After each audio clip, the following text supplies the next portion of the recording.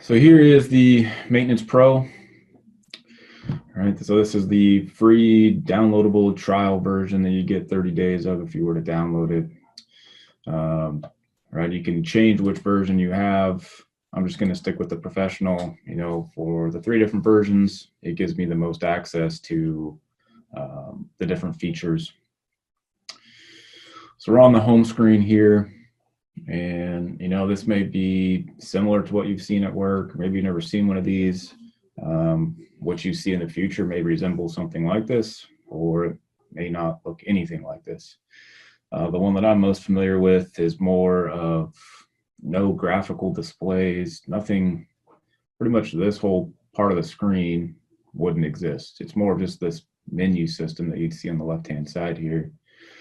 And you'd have to know exactly where you want to go. It wouldn't have words that are helpful like equipment and work orders, inventory, that sort of thing. It was basically these different codes that represented those, but you had to know what those codes meant. Anyway, so in this case, this one's nice because it gives you this home screen that kind of shows you some information that you may want to know readily. So as far as the equipment due, this little tab here shows the equipment that has some work that needs to be completed either soon or maybe it's overdue. Right. So by clicking on it, you can see these would be the pieces of equipment, and this would be their status of the different PMs that they have set up for them. This inventory, so they use the term inventory for basically like your spare parts or your parts warehouse, something like that. All right. So they're not talking about the actual pieces of equipment that's installed out in the field. This is just maybe things like belts and valves and fittings, that sort of thing, right? Just kind of the spare parts that you would house in your facility. This one tells you that, I guess, how many you have low stock of, right? When you set up these inventory items, you can put a threshold in there for how many do I want to keep at one time? How many do I want to have on hand? And once I get below that number, to have it tell you to reorder, right? So these are at that point where we're lower than we want to have on hand, so we need to put in an order for them. The employees tab. So more than likely, there's some sort of employee section in the CMMS. I don't know why there wouldn't be one at all. But the nice thing about this one is you can set it up to monitor certifications of employees. That's kind of what this is showing here, is that Roger Daniels is overdue on the hazardous materials certification. All right. If your facility were to utilize something like this, it's probably talking about things that aren't necessarily certified within your facility, I guess. So to kind of explain that, the last place I worked, we'd be getting these yearly trainings, right? So hazardous materials, training on various chemicals, safety, fire safety. And so it would be a separate program that would automatically kind of shoot you an email saying, hey, you need to do this training again because your 1 year has passed or soon will be. All right. So I think in this scenario, you'd want to do something that's outside of that additional program. Maybe you had a particular license or something like that that you wanted to keep track of, and you could have it kind of indicate to you or to maybe your supervisor that, hey, I need to go take my training to maintain my certification or my license. And then over here on the right, so we see these 2 little graphs talk about the work orders. All right, so there's 2 of them that have been started or initiated, kind of however you want to think about it. So you can go into those 2 directly from the home screen. And this other one is the purchase orders. And so we use purchase orders to replace parts, really to pay for everything, right? If you need to pay for contractors or you need to pay for a new motor or new valves, all these are going to be done through what they call purchase orders. This one tells us that we have one ongoing.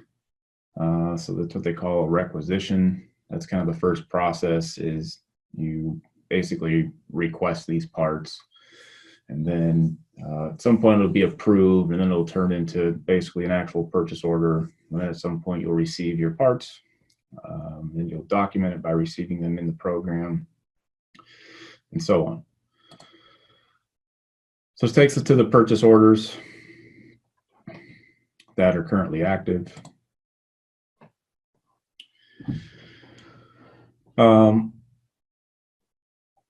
So again, this is just a home screen, kind of giving you an update to things that may be important kind of at this moment, right? What's exactly the most important, that's going to be dependent upon where you work, right? It could be the work orders that are due or coming due, or maybe some inventory that you're low on, that sort of thing. Over here on the left, we have this menu tree, allows us to get into the different categories of the software itself. Again, I'd say that's pretty helpful from what I've had experience with. Something else this software has that I would have benefited from greatly had ours had it, is this little help. It's actually fairly good. It, for the most part, tells you what you need to know and how to do it. There's one thing that I wasn't able to figure out, and I'll kind of talk about that here in a bit. But the fact that it has help and the fact that it's pretty decent, you know, that's always a plus. Let's see, one other thing about this software in particular is that it's kind of designed for fleet management. So, you know, a company that has vehicles, forklifts, you know, rental equipment, that's kind of what this one's all about. So that's why you'll see a lot of the information about mileage when we get into the equipment. Let's see. From the setup, I'm not going to go through all of these, but kind of the initial settings, this is where you can change the company name and provide information about your company. One of the most important things, I would say, for the software itself, in this case, they call it locations. But this is kind of the structure of your facility, how you want it to be laid out. All right, so or say this is our facility, and then underneath it, you would categorize the facility, kind of what makes sense to that place, right? So maybe this is the production floor, or you could say production, or maybe this is plant 1, plant 2, but you create these different locations in the facility.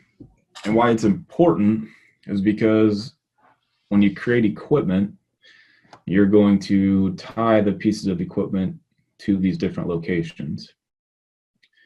And typically, trying to find your equipment is easiest if you're able to sort and filter by locations, and that information is accurate and makes sense. All right, so I would say one of the most important steps is identifying how you want this structure to be, because all your equipment's eventually going to get tied to one of these locations. And as far as people finding it, it's very helpful. So each one of these little points below the company name, so general equipment, the plant, the production equipment, that's a location. All right, and within those locations, we have categories, right? So they have, in this case, air compressors, forklifts, and welders. All right, so I'll just create a new location. It should be one of these, like a new bullet point, if you will. Let's just call it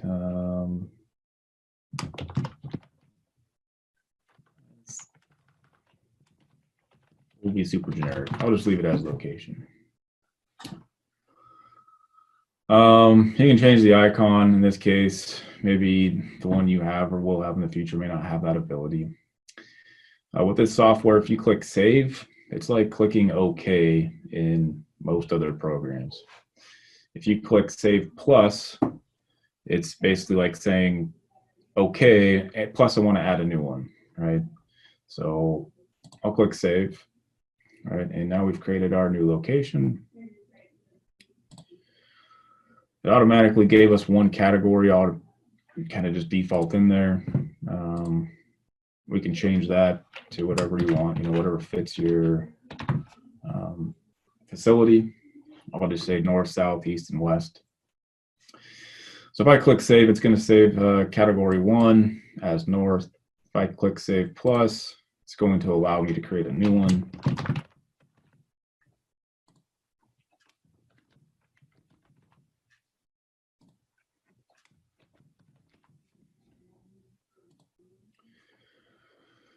All right, so now we have a new location created, the new categories within it.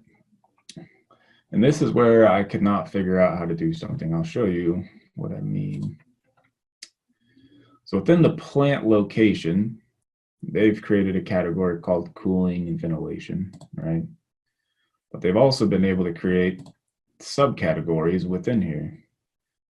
Now, I've tried everything I could think of to create a subcategory for, say, east, but I cannot figure out how to do it. If this were my actual software that I was using, that my facility was using, this would be a very high priority for me to know how to do this, right? I'd be contacting tech support to figure it out, because again, the whole idea is, how can I drill this down to be really specific, right? I don't want just to say all of my equipment is in this building. I would like to define it, whether it's using directions like north, south, east, or west, or nicknames within the facility.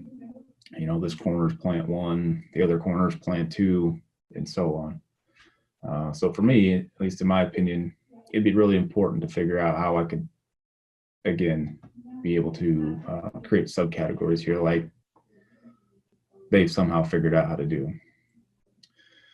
Aside from this location, everything else that's in here has all been in there from default. Right? So all I did was install the program. I haven't added anything to it. It just has come with, some inventory, some equipment, some work orders, that sort of thing that they've created. So this would take, I would think, some forethought, right? Some planning before you get into it. You want to have this kind of ironed out as to how you're going to lay your facility out.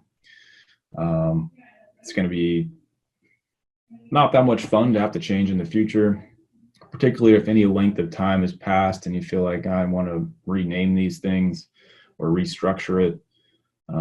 If it's been a year or 2 years and you go start renaming things or changing how it functions, then everybody else that works there, it's been using it for 2 years, is going to be fairly upset because they've figured out where something is and now you moved it. It's not to say you shouldn't change it if it should be changed, but just know that the best you can get it implemented from the very beginning, the better it will be.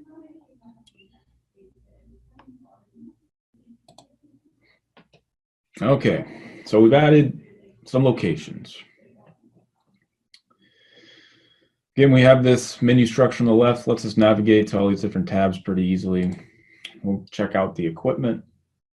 All right, so this is all the equipment that they have installed by default. We can go through and delete all these things if we want to. I'm just going to leave them. In the grand scheme of things, in most facilities, this is really nothing. This is no equipment, right? They have 12 things listed. You're more than likely going to be in the hundreds to thousands of pieces of equipment. That's why I say it's important to be able to define them as best you can by a certain location and then sort by that location, right? So this one has a few different ways to sort. This little drop down here lets me pick some kind of different areas.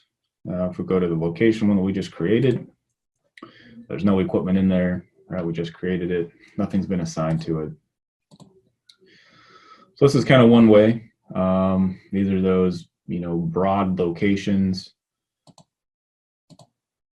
So it may be helpful, but more than likely you are going to still have an abundance of equipment in each one of those locations. So they have this other little icon here you can click on. And now I can do a little better filtering. So if I wanted to look specifically at general equipment, but the forklifts, right, we can just filter it that way. Right now I can cut down on how many pieces of equipment that I see at one time.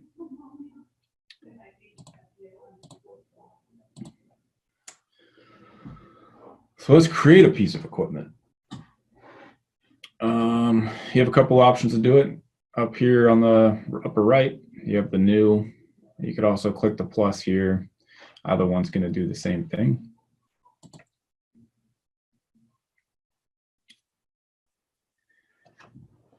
Within this window, so this is where you're going to basically set all of, what the important information is about that piece of equipment.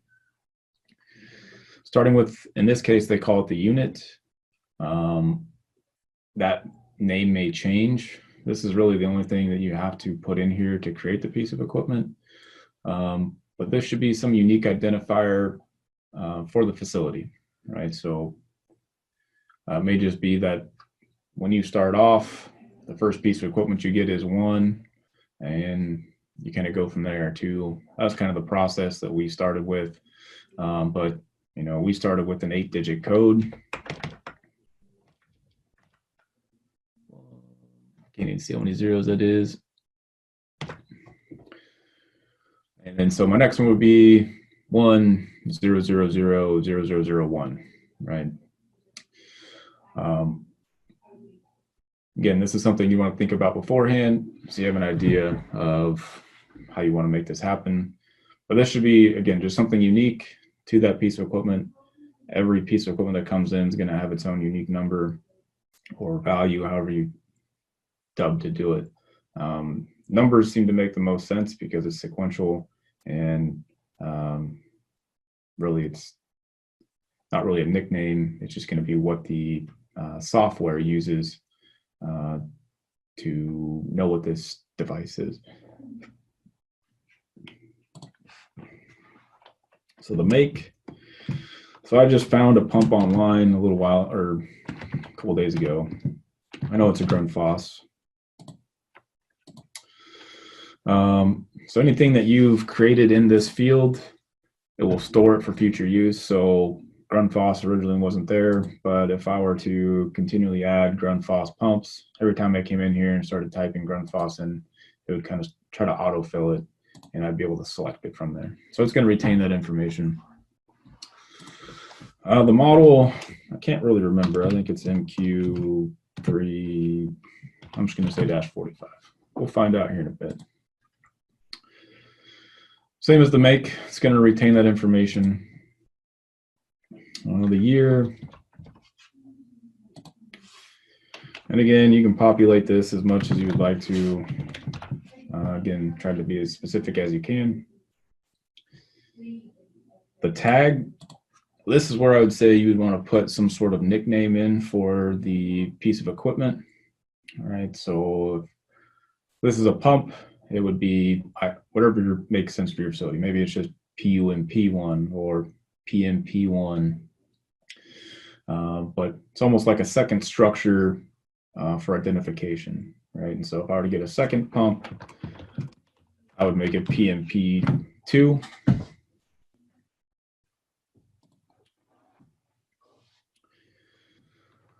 The type, again, this is something that once you create it, it will kind of live inside there. I'm just looking for something that says pump. There is no pump, so I'll just add a pump in there. That's going to default this description based upon the information that you pocketed in there.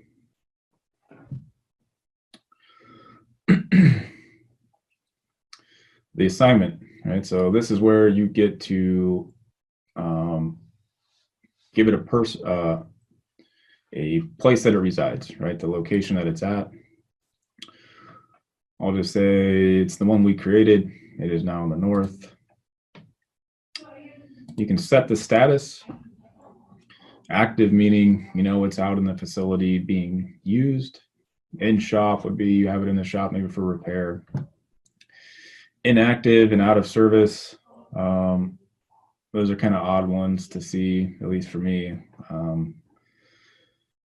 Maybe inactive means it's only used temporarily, and then it's shut down for a month. Whereas out of service would mean that, it's no longer being used at all. Then the sold and the transferred, kind of as I said, this is like fleet management software. So more than likely, these aren't things that you would really typically see on at a facility as far as statuses that you could assign. And honestly, with them having so many, it seems kind of cumbersome. I highly doubt if someone were to pull this pump from the field, right? They went out and needs to have some work done. They bring it into the shop, that they're going to go into this piece of equipment and then set the status to in shop. I just realistically don't think that's very likely to happen, but you have the ability. It would take extreme dedication on the side of the maintenance team to complete that for every piece of equipment that you pulled. You can tie it to particular individuals, right? So they're the ones that would commonly do the work on this. Get me out of here.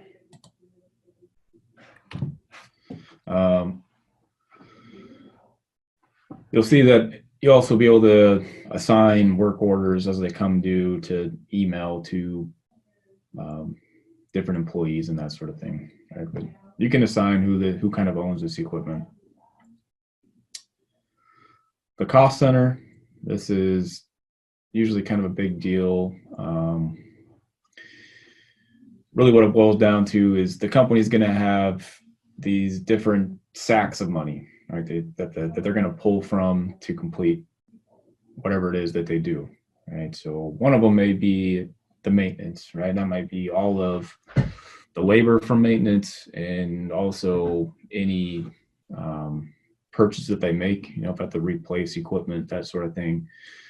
They're all these individual budgets, right? So one cost center may be maintenance. Another one may be for contractors. So if you have contractors come in on site and they perform work, instead of pulling money out of the maintenance budget, you may have a separate little budget for just the contractors. So it'd have its own cost center. And basically just goes down the line for everything, right? So they maybe have a general fund for the facility itself. If the handrails need to be painted on the stairs or the parking lot needs to get restriped, right? So just these different bags of money to pull from, right? And each one of those would be associated with a cost center. The parent, I'm not 100% familiar with what it means in this software, but my best guess would mean that, let's say you have this pump and this motor and you kind of call it one unit, whereas to identify you want to identify both the pump and the motor separately, but they're kind of together as one. The pump would then be the parent of the motor, or however your facility does it. It could be vice versa. But I think most often they would refer to the pump, and then the motor is kind of tied to this particular pump, right? So I would set up some sort of parent structure. Over here in the custom fields, this is just whatever you feel like is pertinent information to add to this thing, right? These are all customizable. I can call this field whatever I want and then populate that with whatever information that I'd like, right? So if there's some things that are important to identify that you haven't listed up in the top, here's a good place to enter that data. Meter configuration. So aside from mileage, within this software, they also talk a lot about meters and hours, trying to perform maintenance on runtime. And In my experience, we didn't actually track any hours for a piece of equipment within the maintenance software, only because it would take somebody to edit those amount of hours, right? It's not like as the machine's running, it's talking to the software and updating it. So what we would do if we had hour-based maintenance, we would capture the amount of hours in the PLC. So we'd have these timers going, recording how long this piece of equipment is running. And once we reach that threshold of whatever, 500 hours, we put some information on the screen for the operators to see on the HMI to say something like, 500 hours have been met, notify maintenance so they can come in, perform whatever task they need to. So again, it's possible. I just don't know how realistic, how often someone's going to go out and take a meter reading and then come back and update it within the software.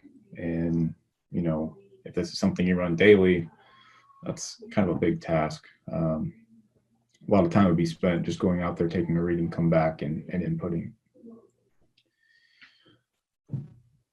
The PM schedule template. So this is a big one. We don't have anything identified. I'm going to go to select, and we're basically going to create a template for our piece of equipment. Again, it comes with these predefined ones, and the way this works is it's very broad and generic. So there's templates for an air compressor, and within that template, they have these different tasks that are inside of the template, right?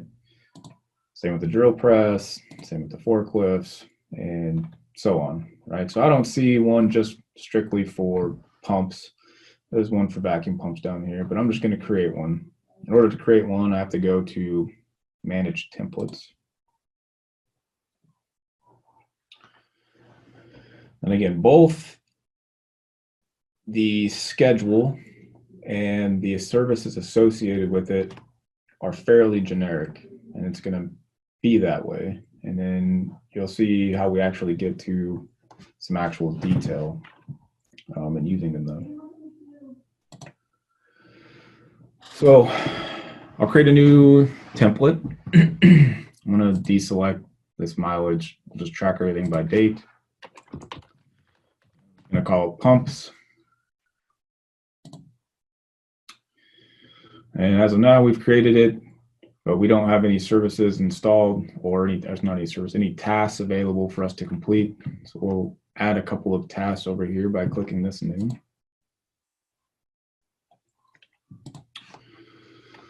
Let's see, I'm just going to put check electrical connections.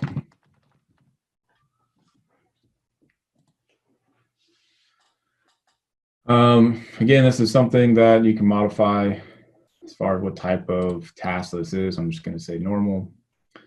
A priority, this is how important is it? Is this low, normal, or high?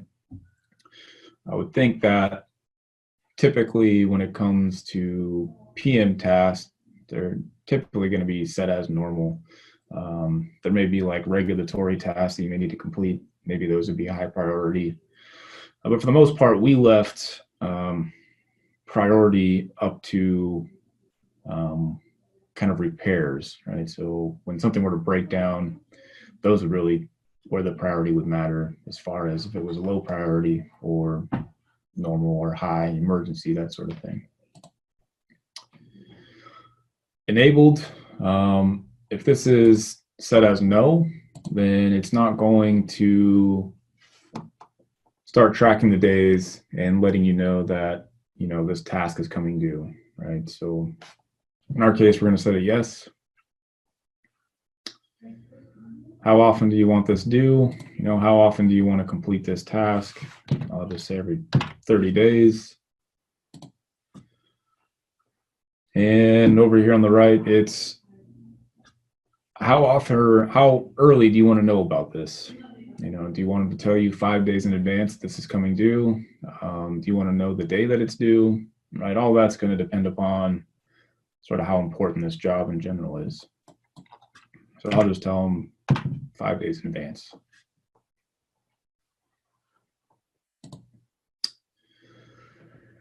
Advanced.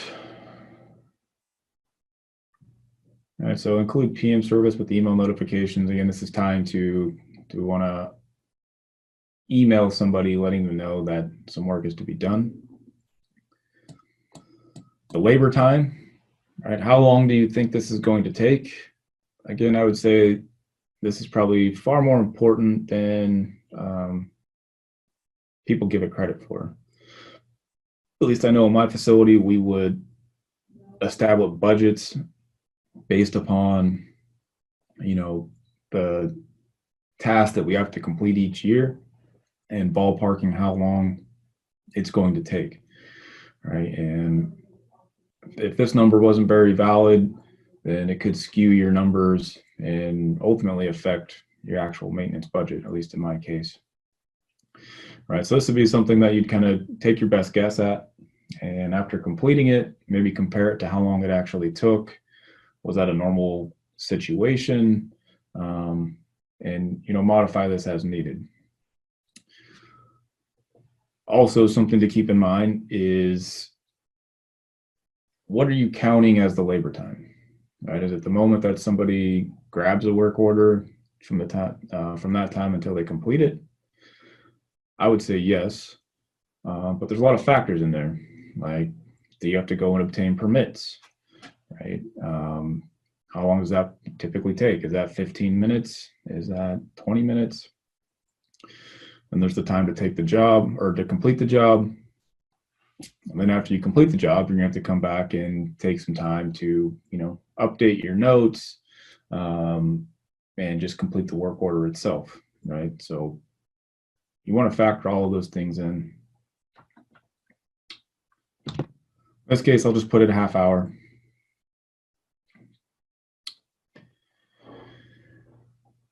You can set up this termination to make it stop tracking on certain times. Seasonal means it's only going to track during certain times, again, that you would specify. So if you're only doing this, 3 months out of the year, you can set up something that's only going to generate this PM every 3 months. Equipment. So this is where we can specify which piece of equipment will be tied to this task. Until we get to the point where we've created the task and the equipment, it's not going to give us the full functionality. So I would say that's kind of a drawback to this software in particular. We're going to have to come back into the screen, and when we do, we're going to have more options. Right now, I can't really do anything to this. We're kind of as far as we can go. So I'll just click save. Notice at this time, there's really no detail, right? We've just created a schedule and we've assigned one task. It's very generic. Doesn't give you any instructions on how to do anything at all, right? We set how often it's going to occur and how soon before the due date that it should be generated, or let us know. I'm going to create just one more here, just real quick. Let's just say check for external leaks.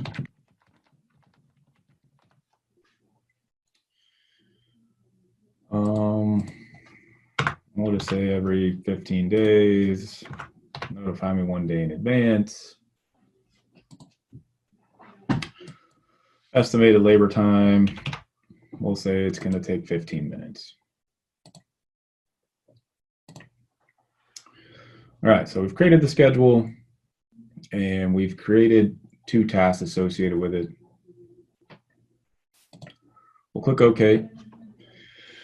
Now, after all of that, we're still in this one piece of equipment that we originally started with. We have not yet even finished that. All right. So we got any questions or comments thus far?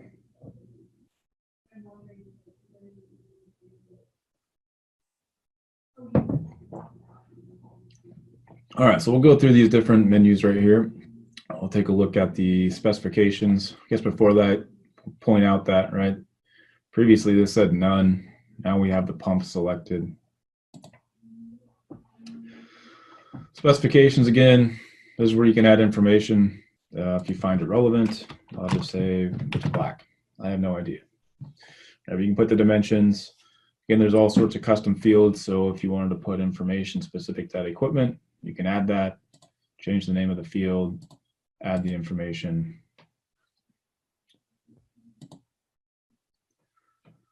Warranty, right? You can put if you have a warranty and maybe when it started or when it's going to end, all that information.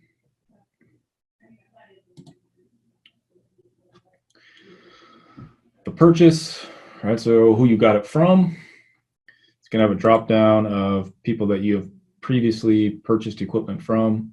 If that company is not in the system, so to speak, you can just add a new one. I'll just put Northwest Pumps. No clue if it's a real company or not. Sounds like one that may be. And you can add the information based upon that company, you know, how to contact them, where they're located, status. You know, this may be something important to know. With our software, if we did not purchase something from somebody within a given year, then they would automatically kind of roll into this default status, or not default, but they would automatically roll into this inactive status where we couldn't purchase anything from them again unless we jump through a lot of these hoops to make it happen. So whether or not this software automatically does it, I'm not entirely sure, but you know, you can, again, add information as you see fit about the companies. Again, you could add the price when you bought it. We'll just say it was $600. You have some custom fields, some more status information down here, the ownership, right? Do you own it? Again, this being fleet software, it may have some stuff that's not normally seen, at least what I'm accustomed to seeing. But do you lease the equipment? Is it rented? The time that you've kind of put it into production. Depreciation, again, I would say most likely this being fleet software, they're talking about vehicles or equipment that over time is going to lose value. For the most part, it wasn't something that we would track at our company.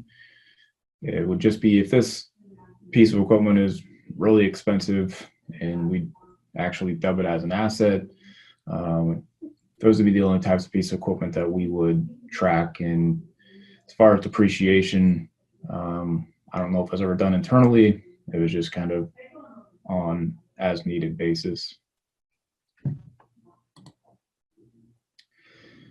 Images, so we can add a picture. Let's see, where is it at? I've just downloaded some random picture of this pump.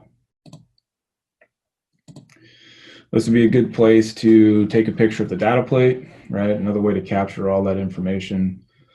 Another good place to put that information was all those custom fields.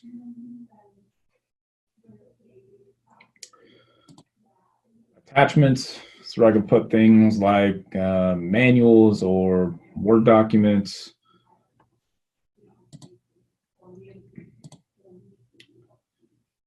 I did grab a manual.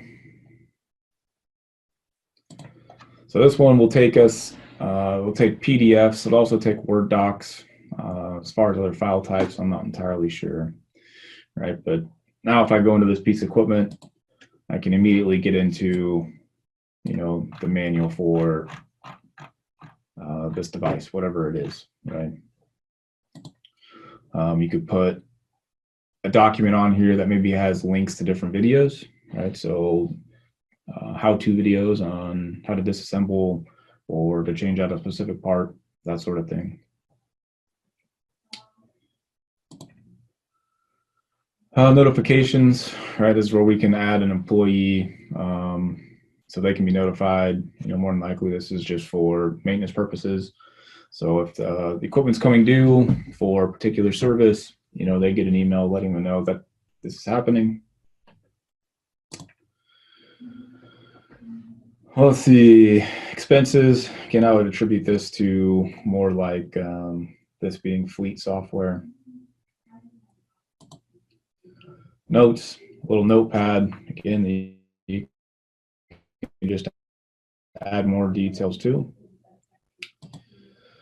The settings, let's allow you to modify this menu structure. Right? I'll say I don't need to see note or expenses in here. Once you get through all of these steps, all right, then you click save. That'll just put your piece of equipment in there. If you were going to create another one, you would click save plus, right? If you wanted to start the next one. So we'll click save. All right, this just kind of brings us to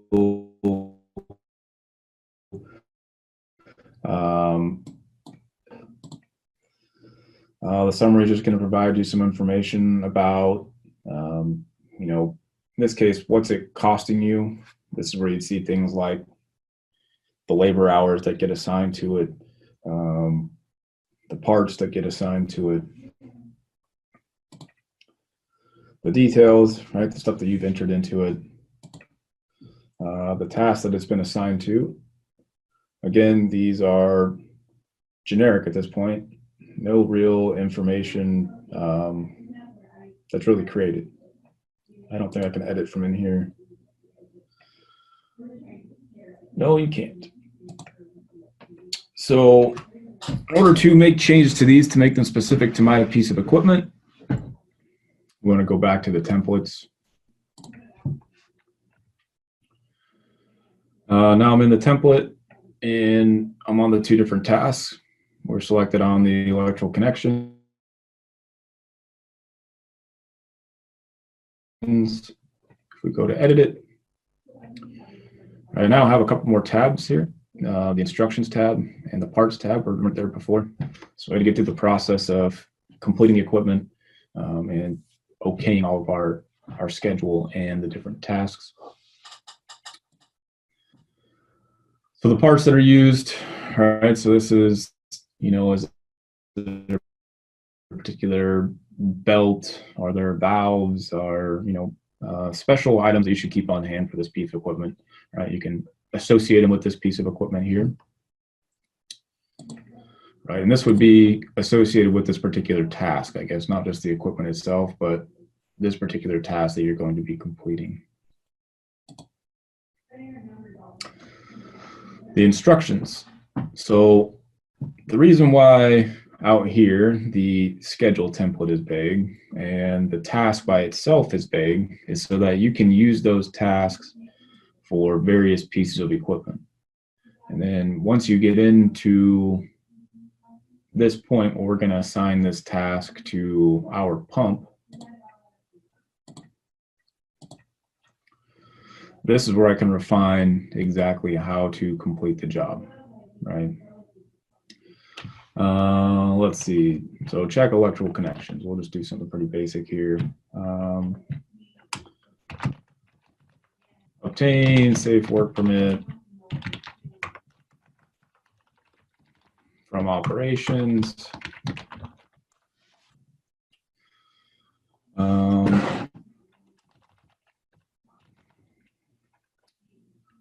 Lockout, bucket, we'll just say XYZ. So the bucket is, the energy source for this particular piece of equipment. Verify lockout by trying to start the pump.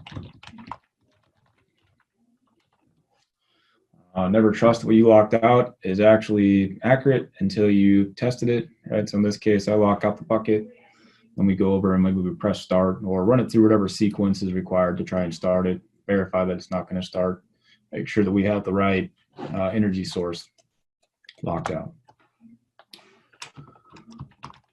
let's see, remove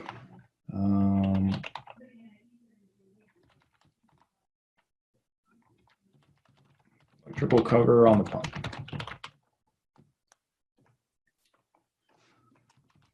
Verify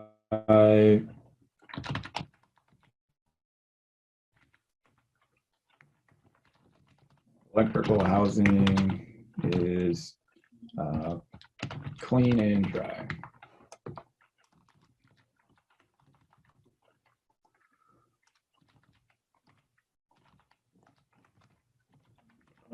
Verify elect terminations tight.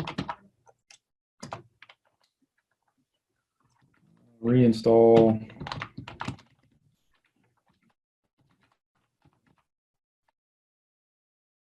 electrical cover. Close out, save work limit, and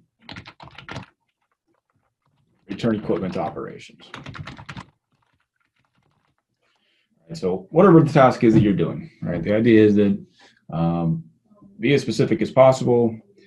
We'll see here in a little bit that these are the instructions that you'll actually see on the work order itself. So the more that you can make these relevant to the task, the better it's going to be. You know, and if you were to find that this isn't exactly the right order or how you should do it, then you'd be able to come back and then edit these instructions and change them to better suit what you're doing, right?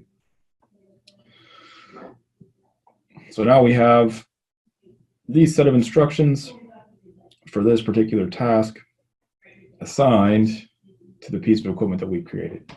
All right, so I'm just going to save it. We can do the same thing. I won't go into near the detail.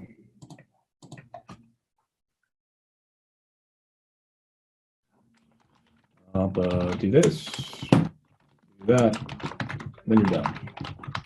So another set of instructions telling us how to check for external leaks. Maybe this information that says this pump is 6 feet off the ground in the northwest corner of this landing. Look for water flowing here, right? As detailed as you can be.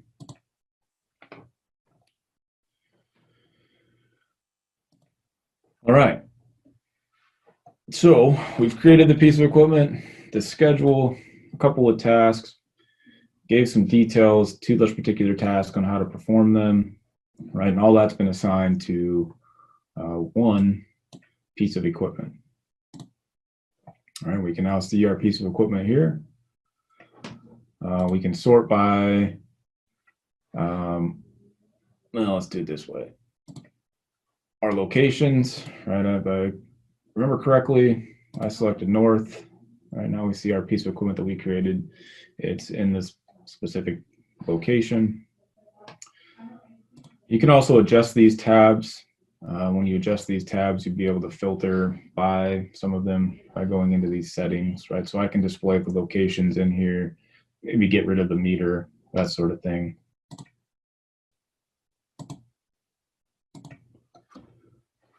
All right, so to this point, what we've done is we've established some locations, a piece of equipment with some tasks.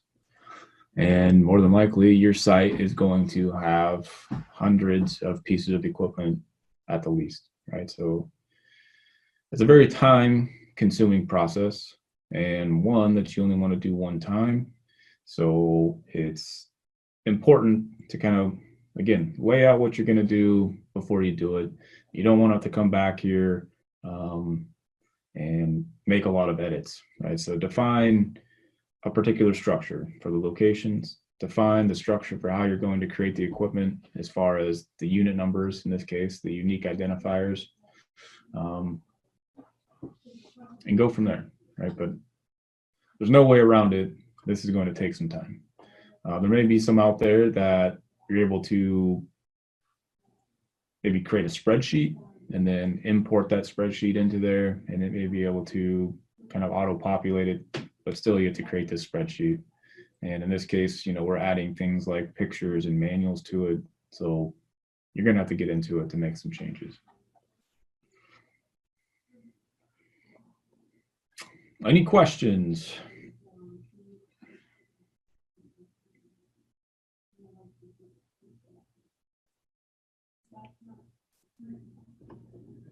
All right, so let's take a look at some work orders, right?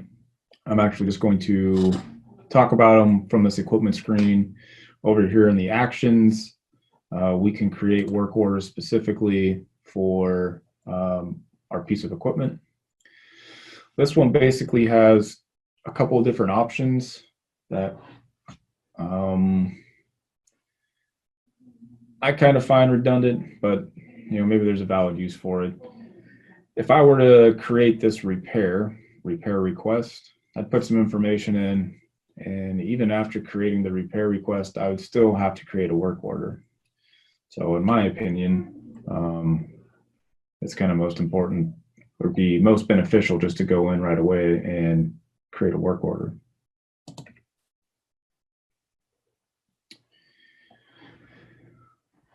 So we are now assigning a work order to this piece of equipment. Right, so you're going to have some sort of work order number that's generated. Again, this would be something that you can manipulate more than likely. Do you want the first work order to start off at 1 and then increment from there? Do you want it to start off at 2,000 and go from there? Kind of however your company wants to do it. What's the priority of this work order? How important is it that this work gets done? You could set that. The day that it's scheduled for, right? So you can change when you want it to be kind of performed, or the best you can. When do you want it due by, right? Should it be due by tomorrow? This started, I wouldn't worry too much about something like this. Once you actually initiate the work order, most of this information should get captured. The assignee, who are you going to be giving this work to? We'll just give it to Roger Daniels.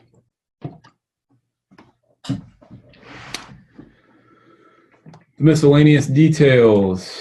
What type of work is this? Right, this is all things that you could populate. I'm just going to go with preventive. What cost center? Right, this would be, again, which bag of money is it coming from? More than likely, this is going to come from some sort of maintenance budget. The PO number. So based upon the work that you have to do you have to reorder equipment or spare parts because of this device? If so, you'd want to capture that and assign the PO to this particular work order, which is then assigned to this particular piece of equipment. Right, so we're capturing all the money that's being spent for this piece of equipment. Right, all that's important to create that historical data. Let us know, see if there's any patterns. Is there a piece of equipment that's costing us more money than another? And hopefully have us, if that's the case, figure out why and fix it properly instead of just throwing parts at it every 2 weeks. So right now there's nothing in this work order, and I'm going to add something to it.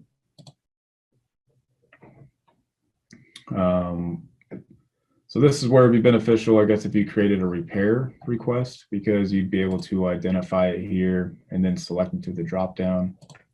In this case, we're just going to use preventive.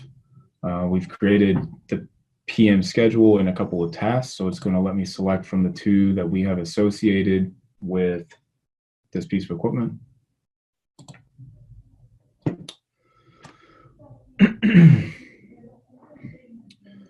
We can assign some costs now if we want to. You more than likely won't know that information at this time. I'm going to click Save Plus because I'll just put both of those things on the work order. The external leaks and the electrical connections.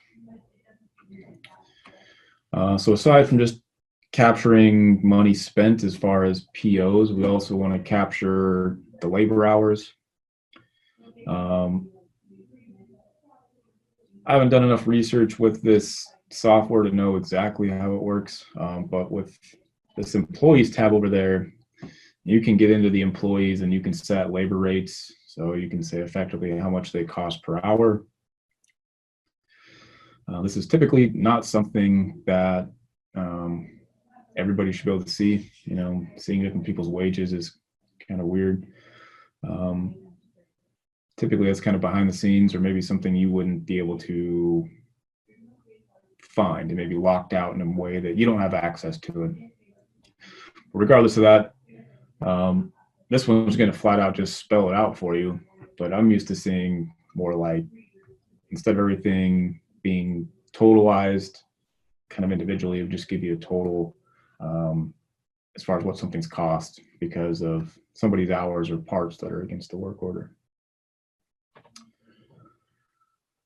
All right, so for now we are just creating the work order. So we'll click save.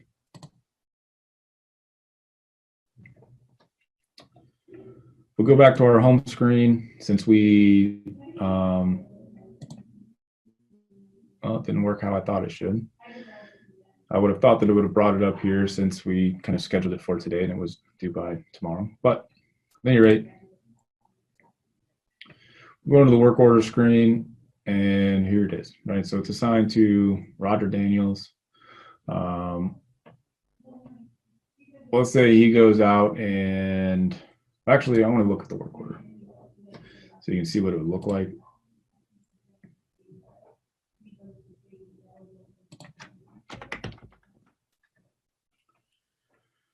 All right, so this would be if we printed it out, what you would see on the document itself. All right, the company name, the work order, some information that was pre-populated, but then it gets down to our actual tasks and all the instructions that we assign for that task.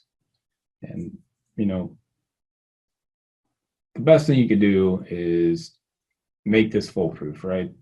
And with the idea being that somebody that came day one with limited help may be able to figure out what they need to do, right? Now, that's not always going to be the case. There's going to be some inherent knowledge to the facility, some nicknames for different locations and, where things are just in general. But in a short amount of time, people should be able to complete their work orders without having to just continually ask for where something is or how to do something or what parts and tools are required, because you should be able to populate that information on the work order itself. All right, so we see our two different tasks. So that's what it will look like. Then if we go into edit the work order,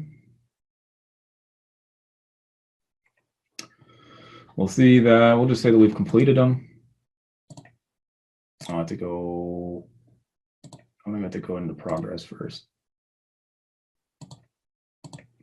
There we go. So we've completed both of these actions. If I thought this is where we get to add some notes, maybe not quite yet.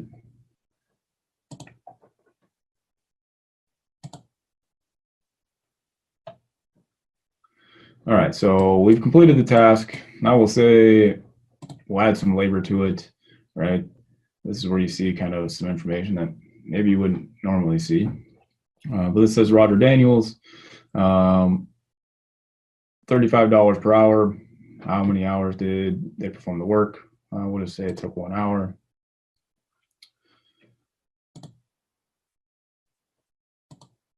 Trying to find the notes.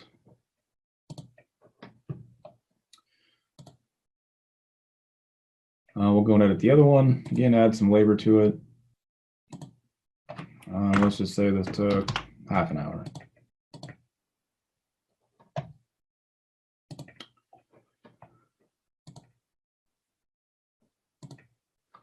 All right, so at this point, we've completed the task, and I'm not sure why I can't edit notes for this task.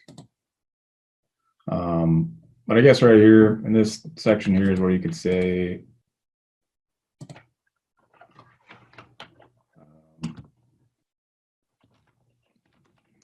work complete.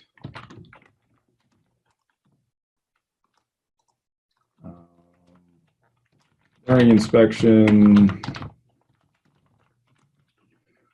he found all things normal. This is a pretty horrible example of what you should put in there, right? But show you something specific that tells you about the job. I'm going to go ahead and just complete it. Again, it's going to track which day, what time we've done it. And we'll say save. So now it's been removed from here. If we go back to our piece of equipment, check on the details, the work orders, should be able to see the completed work orders that have been done. Right. So now we're starting to create this historical data. I can go into the work order, see what was done, read the notes that were in there for that particular job or task. Now this one looks like it's going to allow me, I guess I'm not sure exactly what save is for. You know, if I were to add additional notes, do I have to click save for it to save it? I'm assuming that's what it's for, right? But we can see the total cost that was associated with this piece of equipment. And I don't know when this updates, but maybe this is on some sort of daily update sort of thing. But after completing those work orders, this summary page, this is where you would see information as far as how much this piece of equipment is costing. Right? Let's see if something has something already generated in it. Right, so here's something, again, this is default from the software that they have included.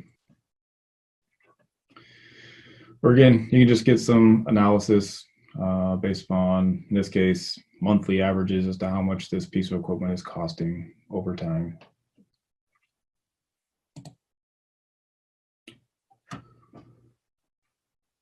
Well, let's see, any other questions? Or any questions?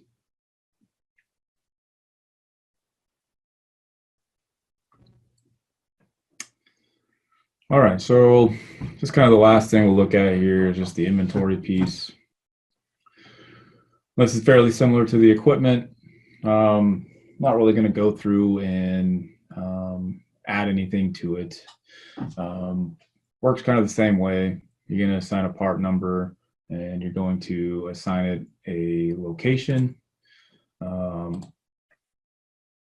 In this case, it's default with warehouse 1 and warehouse 2 with nothing in warehouse 2 at all. You'd be able to change the names of those,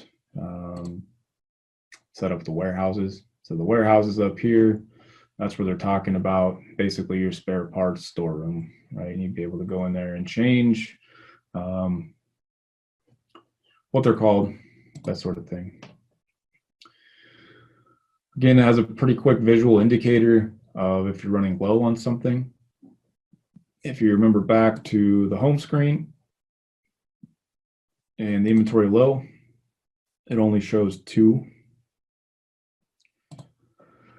But in the inventory screen, it shows 3, right? And that's because this one has a purchase order that's been started or assigned to it, right? So it says somebody's taking action with this low quantity. They're starting reordering it. So we don't need to display it on that home screen anymore, right? So red's telling you that you're below that threshold.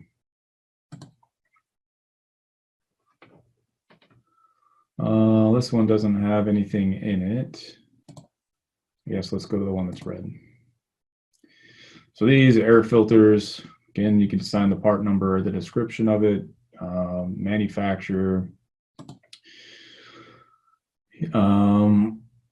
add photos, again, manuals, attachments, documents, that would be helpful. You can assign which warehouse that it's in, right? We could tell that it's in warehouse 2 by modifying this. You can get down to aisle, row, and bin locations. Who did you buy it from? Again, the cost center, which budget is this coming out of?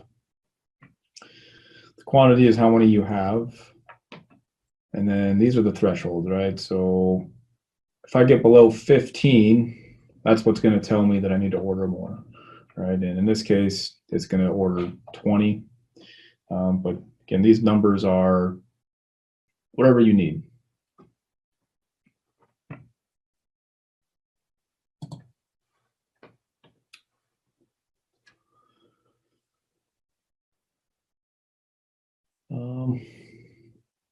I think that's really about it, right?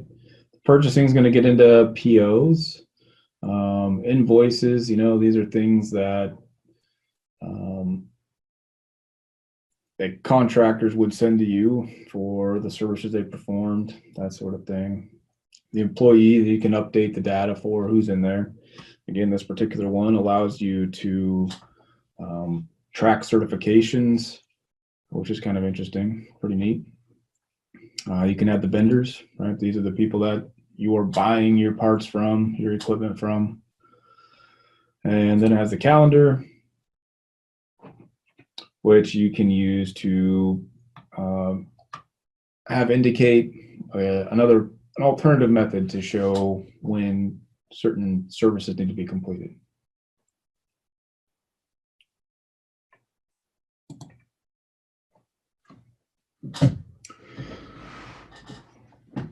Any questions? All we're doing is we're looking at potentially something that you may see in your future, right? And it may look like this, it may look nothing like this. Again, there are a wide variety of options out there.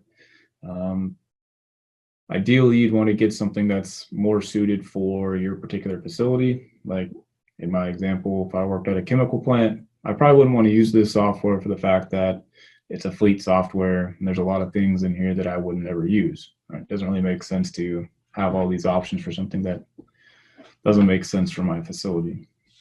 All right, so you want to take your time, be diligent in searching for them. And if possible, have these companies come out and demo it so you can get a good view of it, or have a downloadable demo version, kind of like what we're looking at today. And then, once you make your choice, it would be very beneficial or a smart move, if you ask me, if that company can and will, to come in and provide some training, right? So kind of as soon as it comes on site, can they get to the people that are going to be using this the most often, that are going to be making changes and edits, so they can get comfortable with it and figure out what it is exactly that they're trying to do.